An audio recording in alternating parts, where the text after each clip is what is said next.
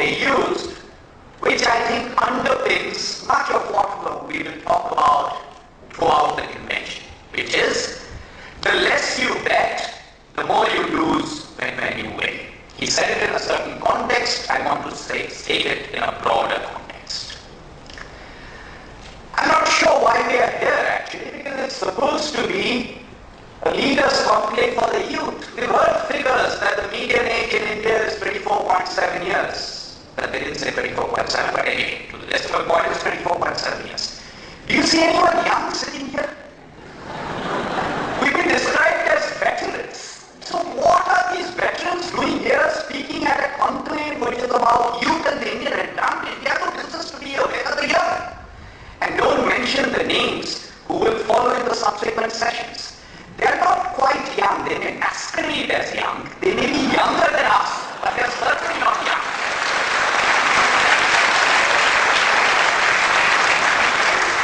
I don't mean Mr. Bhavi, of course. Chandrasekhar and Bhaskar, they are eternal in any case. But if you calculate Mr. Bhavi's age, not in terms of his age, but SEBI's age, then SEBI is exactly 24.7 years old, roughly.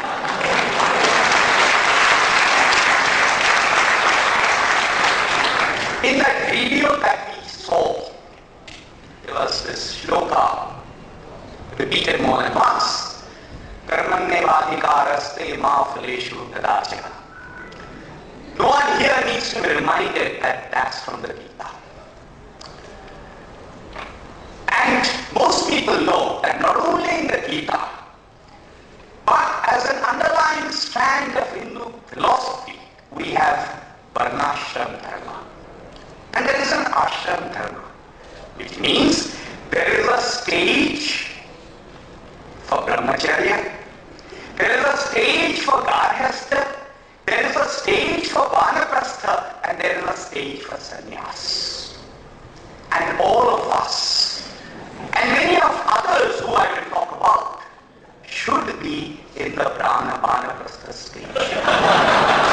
And some people who I will mention later on, not present company, they should be in Sannyas stage. And that is what drives this thesis that I will present for you, that the less you bet, the more you lose when you win. Yes, of course, India is a young society. Yes, of course, India is a young population. That's true.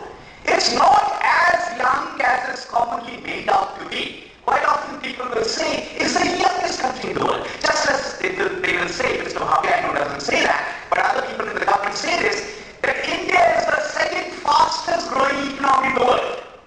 Actually, not true. What is factually true is that it is the second most fastest growing economy in the world amongst major countries, meaning China is ahead of us. But if you look across the globe, there are smaller countries which have been growing much faster. Exactly similarly, India is not the youngest society in the world.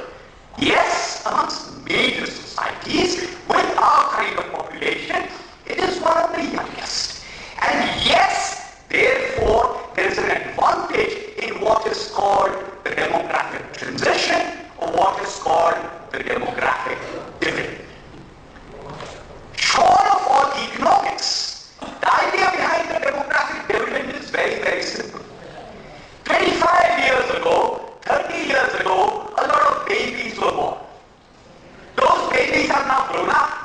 They enter in the workforce, they enter in the labor force. Simultaneously, the birth rate has fallen. The birth rate has declined. And therefore, the share of the population in working age groups has gone up, and the dependency ratio is going down.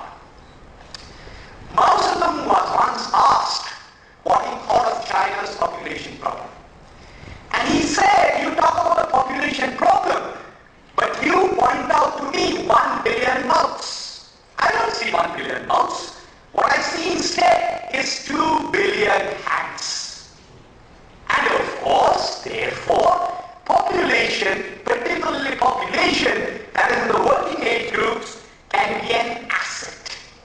It can be an asset in countries in East Asia Asia, which have been through this period of demographic transition, this demographic dividend has added a clear 2 percentage points to GDP growth, depending on the country.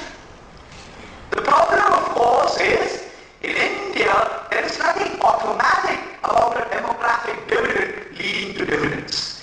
It can also become a demographic deficit because we have all kinds of problems with physical infrastructure, we have all kinds of problems with health, mortality as well as morbidity, we have all kinds of problems with education, skills, literacy, all of that, and there are very, very serious inter-regional problems with this. However, the limited evidence that exists suggests that since 1991, this labor component, this demographic dividend has added not 2 percentage points, but has added 1 percentage point to Indian GDP growth since 1990.